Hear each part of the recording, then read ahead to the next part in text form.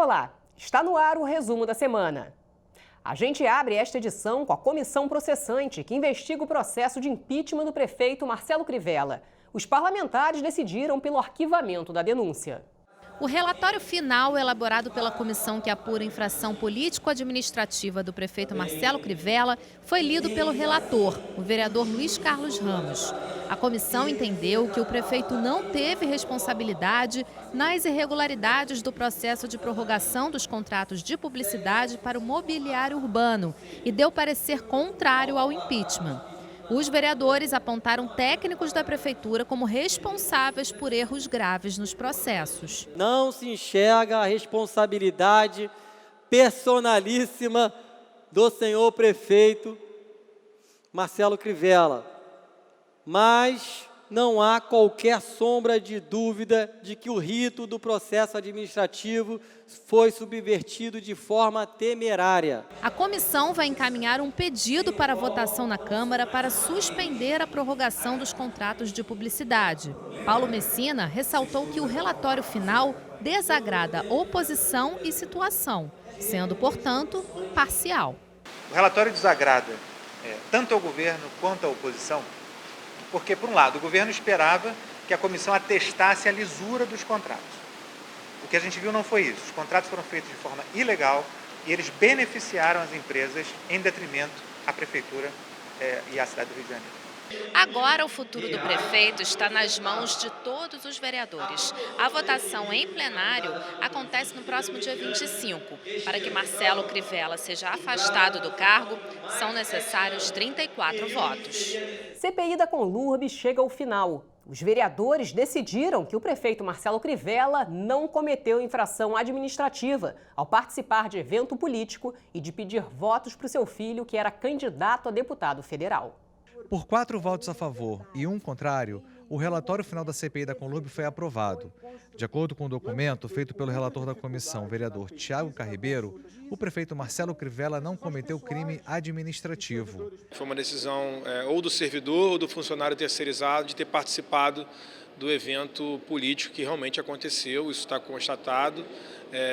A Conlurb tem a sua esfera administrativa de apuração, o seu regimento, eles seguiram de acordo com o seu regimento as penalidades que cada um desses funcionários que foram identificados como utilizando máquina pública ou fora do horário de serviço.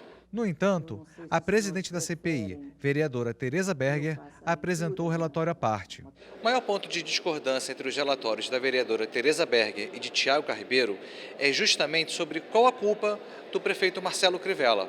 Para o vereador Tiago Carribeiro, o prefeito cometeu um crime eleitoral. Para a parlamentar Tereza Berger, a infração foi política administrativa. Ele convidou o presidente da Conlurb, que por sua vez convidou os seus subordinados, foi usada toda a máquina pública, ou seja, funcionários em horário de expediente, 51 veículos que servem à Conlurb.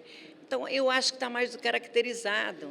Já outra CPI está começando. É o caso da comissão que vai investigar as condições de trabalho dos profissionais de educação das escolas públicas do município. Nós temos objetivos, na verdade, com essa CPI, de investigar as condições das escolas, das creches, as condições, na verdade, das cozinhas, principalmente, dessas escolas. Isso leva a problemas sérios de condições de saúde dos profissionais, dos professores, assistentes, merendeiras, né? Então, o objetivo nosso é, efetivamente, procurar melhorar as condições de trabalho dos profissionais da educação. A CPI que apura a venda dos camarotes da Prefeitura no Carnaval desse ano, por um valor muito abaixo do mercado, realizou a primeira reunião de acariação com pessoas que participam do governo municipal. Dessa vez, a CPI dos camarotes convocou de uma só vez para depor todos os envolvidos no processo de licitação da venda dos camarotes da Passarela do Samba.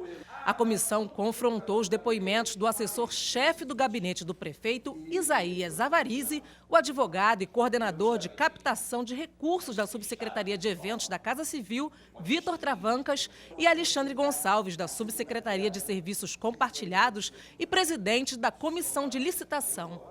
A presidente da comissão, vereadora Rosa Fernandes, questionou como foi feito o edital do leilão dos camarotes a partir do ano de 2017. O vereador Paulo Messina lembrou que o Sambódromo faz parte da gestão da RioTour e que o camarote 9A é destinado para o prefeito. Já o parlamentar Tarcísio Mota questionou itens que constam no processo de licitação, como os espaços destinados à prefeitura. E um dos temas debatidos durante a reunião da CPI foram as quebras de preço do valor dos camarotes, o que representou uma queda de mais de 50% do valor inicial. Foi, primeiro, muito importante para esclarecer alguns pontos contraditórios. E, segundo, que no meu modo de ver também era fundamental, era a questão dos valores do camarote, saber quem era responsável por determinar os valores, inclusive as quebras possíveis previstas no edital. Então, hoje já ficou isso muito mais claro, ficou também demonstrado que havia, sim, um envolvimento tanto do gabinete do prefeito, assim como o servidor responsável por fazer o leilão, então que sim, foi um processo construído a quatro mãos, e não isoladamente apenas pela subsecretaria, como inicialmente se tentou passar a impressão. Nós trouxemos vários personagens que tinham histórias contraditórias para que nós pudéssemos tentar fechar esse mosaico, porque as peças não se encaixam. Então foi uma audiência bastante cansativa, mais do que desfilar na avenida. E a gente começa então a ter uma forma mais ou menos das coisas que ocorreram, mas ainda tem muita coisa para ser esclarecida, muitas peças para serem encontradas para poder fechar esse desenho. Além da cariação, a CPI que investiga a venda dos camarotes da prefeitura ouviu 3 depoimentos nesta semana. A primeira testemunha ouvida nesta sessão da CPI dos camarotes foi Alexandra Boechat, que trabalhou como produtora de conteúdo na empresa Pinguim Comunicação. Ela disse que foi contratada no início de fevereiro desse ano e contou que assumiu a assessoria do camarote R10 Samba Dreams depois que Ine Vargas, subsecretária de comunicação da prefeitura até julho de 2018, parou de fazer a assessoria. Eu só assumi a assessoria de imprensa no momento em que a Ine, na véspera da coletiva de imprensa, me passou a informação via WhatsApp que ela não poderia disparar o aviso de pauta do e-mail pessoal dela por ser funcionária do governo. Ela vai e faz aqui uma linha do tempo que mostra que aquele que venceu o leilão, na realidade, já estava formando um time para fazer a divulgação do trabalho de um camarote no carnaval vários dias antes. Então é algo extremamente revelador. Depois foi a vez de Isnar Gavazzi, sócio da empresa Mais Rio Comunicação. De acordo com um levantamento dos vereadores, a empresa trabalharia apenas com os ingressos, mas durante a sessão eles descobriram que a Mais Rio Comunicação também prestou serviço no setor de assessoria de imprensa do camarote R10 Samba Dreams. O último depoimento foi de Denise Guimarães, pregoeira e integrante da comissão de licitação da RioTour. Ela disse que foi convocada para conduzir o leilão do camarote 3 do Sambódromo. É uma prática comum na RioTour fazer licitações no mesmo dia da publicação do chamamento no Diário Oficial? Não é uma prática, porque as demais modalidades a gente segue a lei. E como a sessão pública não está dentro da lei das licitações, foram feitas essas publicações e eu fui apenas convocada como pregoeira para que conduzisse no dia.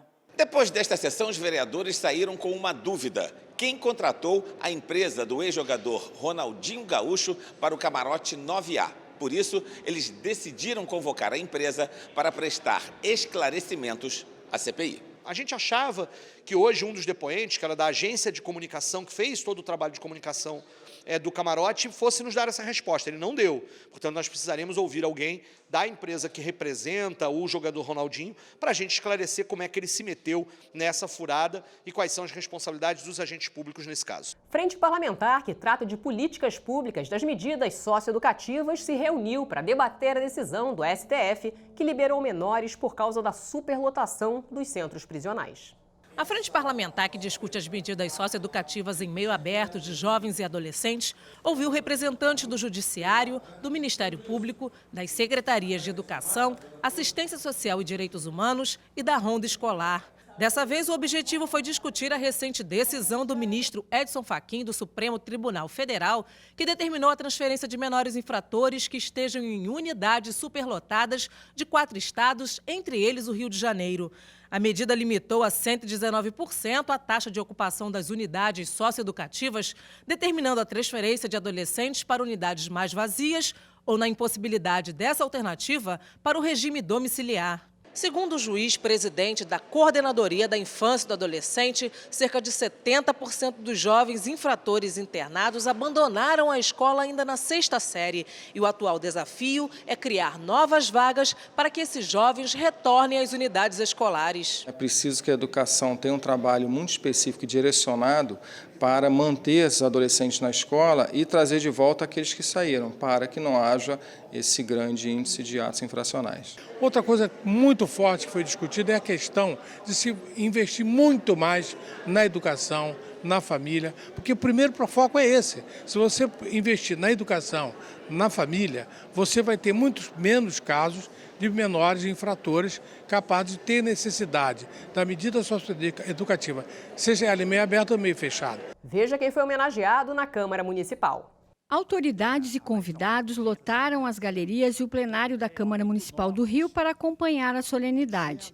A mesa foi composta pelo general Paulo Assis, general Álvaro Vanderlei, o presidente nacional do Partido Renovador Trabalhista Brasileiro, Levi Fidelix, o presidente do Diretório Estadual do Partido Renovador Trabalhista Brasileiro do Rio de Janeiro, Dime Pereira, Paula Mourão, segunda-dama do Brasil, e o homenageado, o vice-presidente, general Antônio Hamilton Mourão.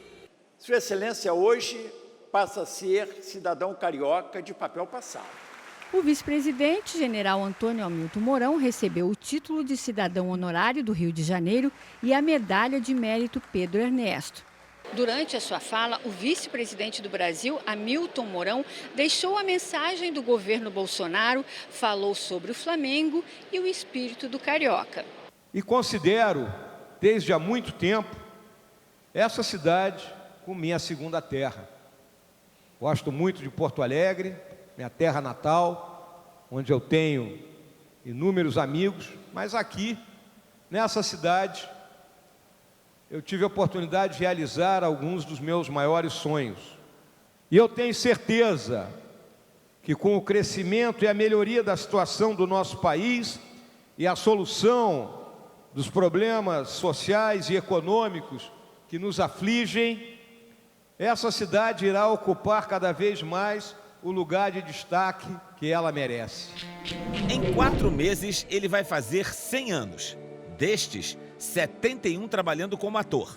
A carreira de Orlando Drummond começou no rádio em 1948.